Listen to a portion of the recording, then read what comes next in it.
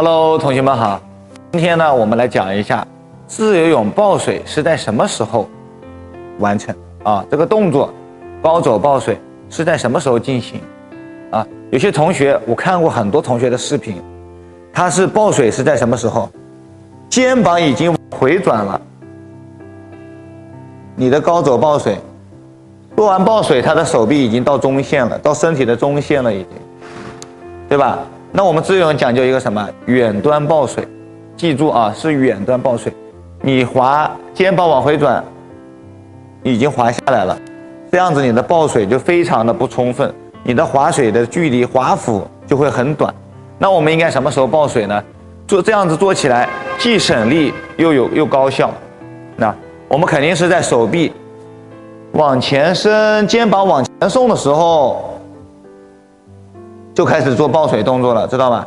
你可以顺着这个力，往前伸的力高走抱水。实际上，你的抱水动作是不需要花很大的力气的。如果你觉得你抱水特别费力，那说明你的动作不对。你看，我们肩膀往回，一带把手臂往下抱水就会很费力，对吧？你的手臂会很累。那如果往前伸，借着这个顺着这个力去做抱水，当你的手掌，看，当你的手掌往下，你会面对什么？你会面对阻力，你的手背这里遇到了阻力，它自然而然的就会把你往下带。看，你自然而然的遇到了阻力，就会把你形成你的抱水动作。这个时候，你只需要把你的肘关节往前顶，看到没有？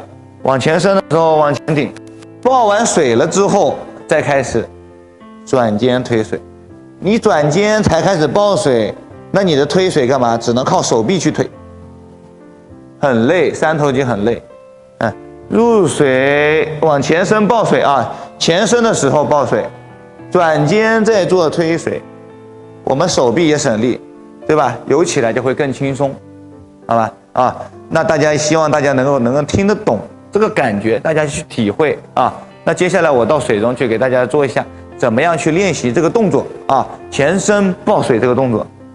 OK， 下水。好，我们现在到水中来了。我们来水中怎么去练习这种远端抱水啊？我做2个分解动作。像练习到这个程度来说，已经是有一定的基础在了啊。我们直接来上这个分解动作，怎么样去练？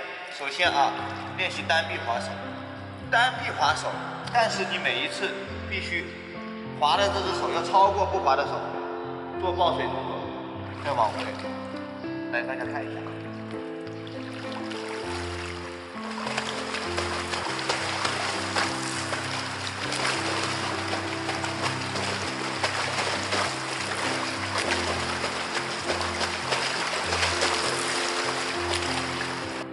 那这个动作做出来呢，你去体会啊。远端抱水，你会感觉划幅非常的长啊，跟你以前游进的感觉，你以前可能感觉划幅很短。自由泳怎么样才有效率？就是看你的划幅，知道吗？划幅越长，你单个的动作游进的距离就越远，这就是动作的效果啊，大家明白没有？然后我们待会儿再练一个练习，那也是单臂划手。但是呢，我们每次在划之前，把手臂抬起来，做一个准备再次入水、2次入水的动作，往前伸，好，上水里之后抬起来，再伸1次，记住啊，要超过前面不划的手，这都是我们要做到的啊。好吧，做一个示范。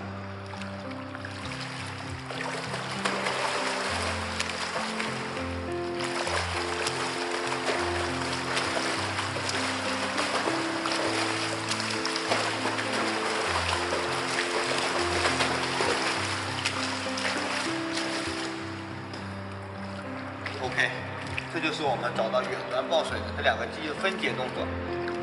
那如果说你觉得很费劲，这种单分解练习很费劲，我们可以干嘛？